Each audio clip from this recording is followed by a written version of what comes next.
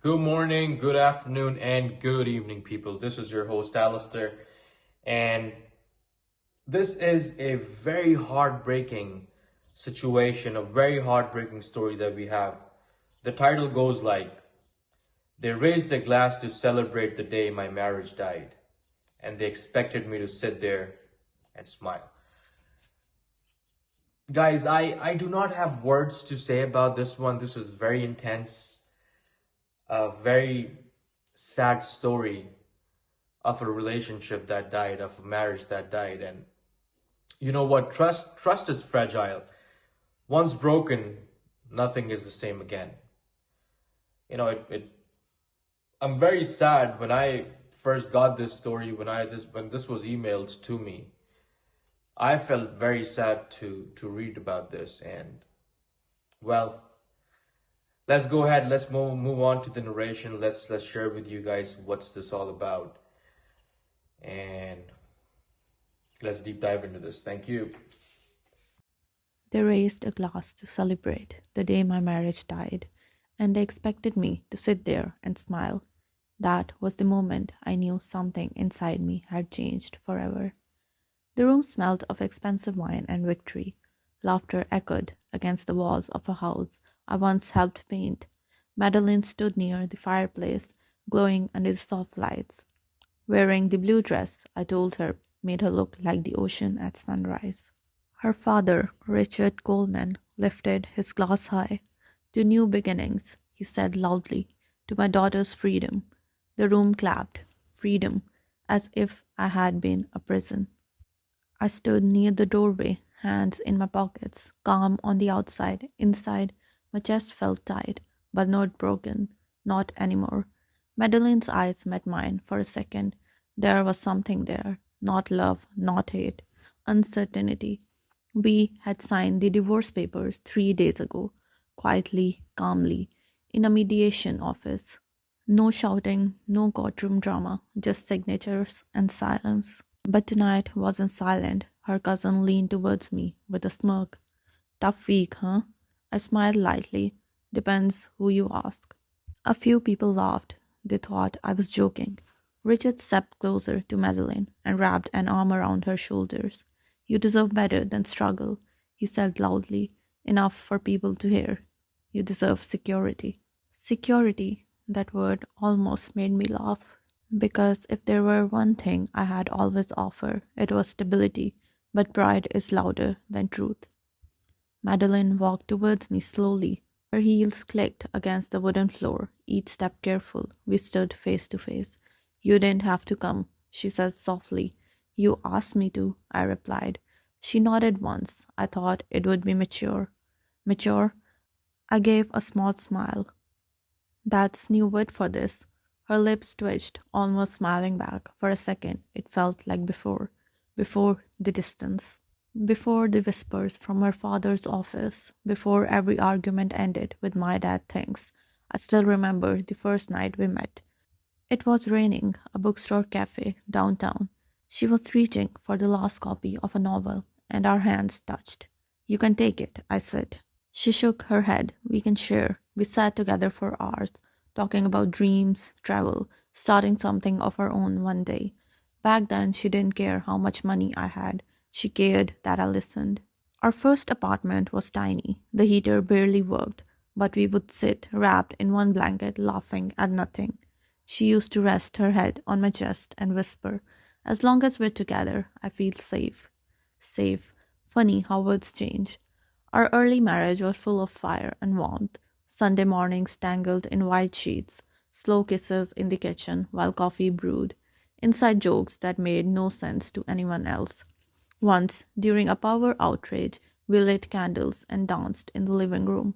She stood on my feet, laughing as we swayed. "You'll never let me fall, right?" she asked. "Never," I said, and I meant it. But somewhere along the way, love became competition. Richard never liked that I built my life slowly, carefully. "You're too patient," he once told me. "Men who hesitate get left behind." I didn't hesitate, I prepared. There's a difference. Back in the present, the laughter in the room grew louder. Someone asked Madeline, "So what are you doing with the house?" She smiled slightly. We worked everything out. Richard answered for her. She'll be just fine. Oh, she would be fine, just not in the way he imagined. Madeline looked at me again. There was tension in her shoulders. Why are you so calm? She asked quietly. I leaned closer so only she could hear. Because storms don't scare me anymore. She swallowed. Her father called everyone's attention again. We should thank lawyers for handling things quickly. Clean break, fair outcome. Fair. The word hung in the air like a fragile glass. I raised my own glass slowly. To fairness, I said. The room echoed the toast. But some smiles began to fade because my tone wasn't bitter. It was steady. Richard frowned slightly. You seem very confident for someone who just lost. I met his eyes without blinking. Did I? Silence flickered between us. Madeline shifted beside him. You always were good with words, Richard muttered. And you always were good with assumptions, I replied calmly. A few guests coughed awkwardly. Madeline touched her father's arm. Dad. He sighed dramatically. Fine, let's not just argue tonight. It's a celebration. Yes, a celebration, but not for the reasons they believed. Madeline stepped closer to me one last time. Are you happy? She asked. I looked at her carefully. I saw the woman I once loved, the woman who once held my face in her hands and promised forever. I'm at peace, I said. There's a difference. Her eyes softened for a second, and then Richard's voice cut through the air again. Next week, we'll review the final agreement properly, he announced confidently, just to make sure everything is exactly as expected. I nodded slowly. Yes, I said, you should read it carefully. For the first time that night, I saw a crack in his certainty. The music resumed, laughter tried to return, but something had shifted, because confidence without knowledge is just noise, and noise fades. As I walked towards the door, Madeline called my name softly. I turned.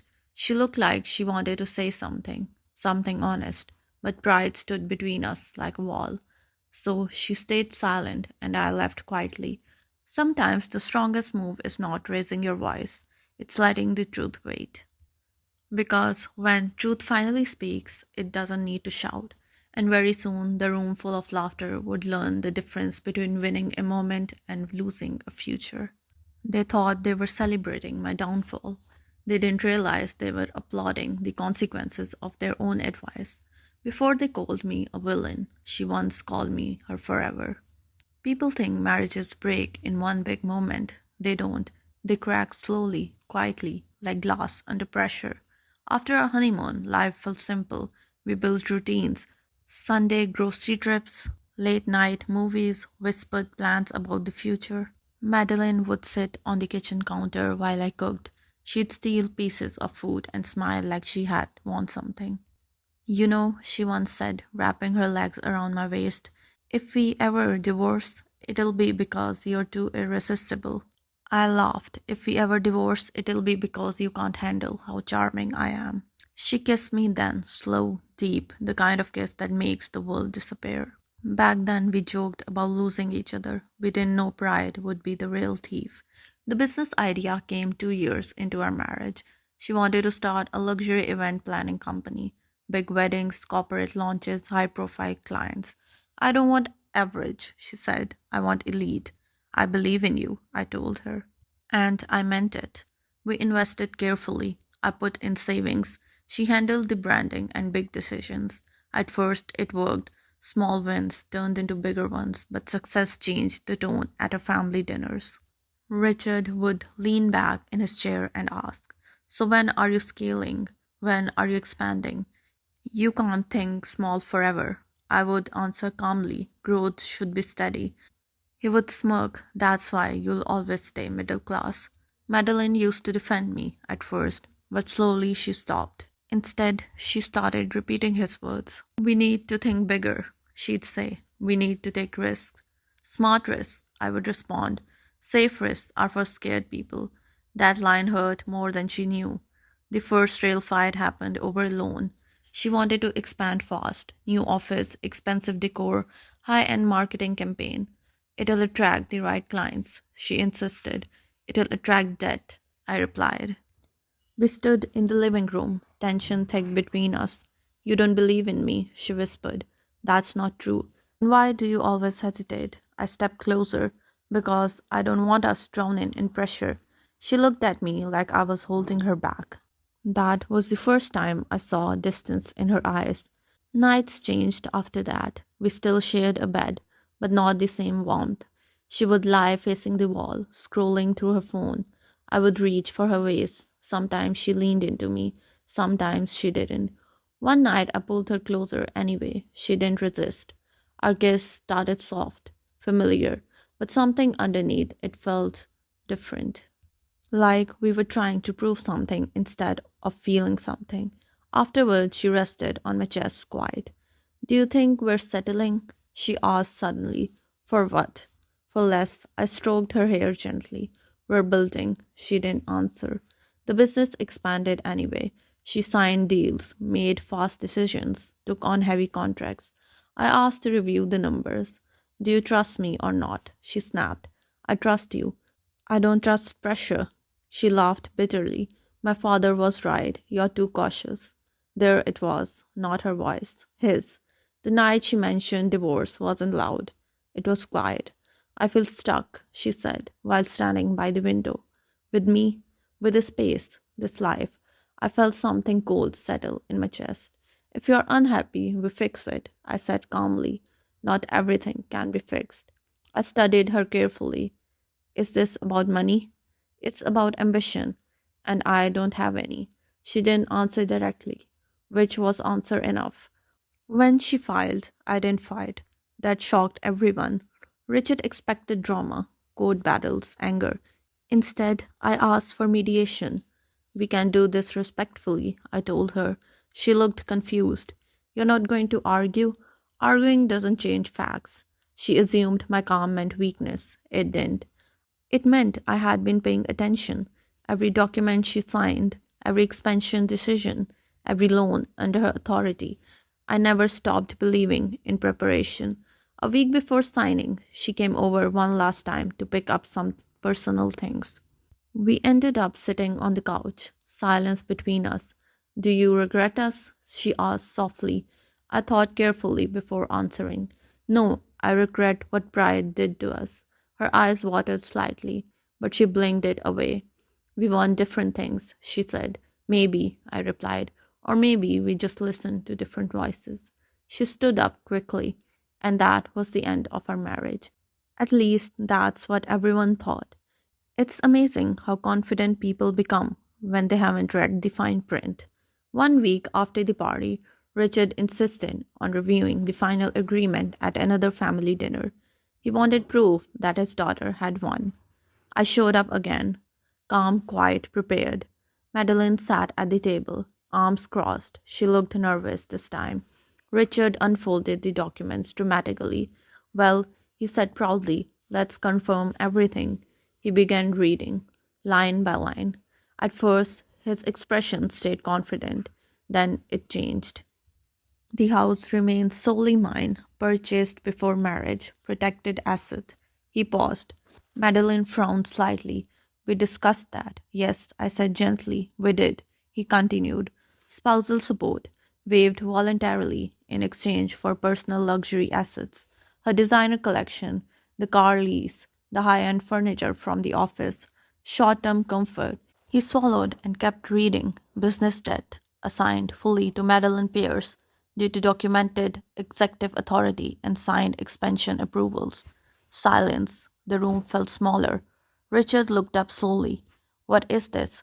It's the agreement she signed, I answered calmly. Madeline's face went pale. Dad, I told you I wanted control. You said you were securing assets. You snapped. I did. I leaned back slightly. You secured items. I secured stability. No one laughed this time. Richard's voice rose. You manipulated this. I shook my head. I suggested mediation, transparency, documentation. She agreed. Madeline stared at the paper like it betrayed her. But the paper doesn't betray. Pride does. The celebration energy from last week has gone, replaced by tension. Richard slammed the document down. This is unfair. Madeline finally spoke, her voice small. It's legal. I looked at her, not with anger, but with sadness. You wanted independence, I sighed softly. I respected that. She looked up at me, eyes glossy. I didn't think. I know. Richard stood abruptly. We'll fight this. You can try, I said calmly, but it won't change signatures. The room was painfully quiet. Madeline finally whispered, Did you ever stop loving me? The question cut deeper than any insult. I answered honestly, No, I stopped fighting someone who didn't want to stand by me. Her eyes fell freely now. Richard looked between us, realizing too late that his advice had cost more than money. It had cost balance. I stood to leave again. This time no one toasted, no one smiled. Madeline followed me to the door. I thought you were weak, she admitted softly. I gave her a gentle, tight smile. Patience looks like weakness to people who rush. She reached for my arm, but stopped halfway. Can we fix this? She asked. I looked at her carefully. Some lessons only come after loss. She closed her eyes. Richard said nothing this time, because even he knew victory without understanding is just noise, and noise fades. I stepped outside into the cool night air, feeling lighter than I had in months, not because I won, but because I stayed steady. As I walked away, I realized something powerful. Love fails when pride leads, but dignity survives when preparation speaks. They celebrated my ending, but the only thing that I truly ended was the illusion of control. If this story touched your heart, consider subscribing.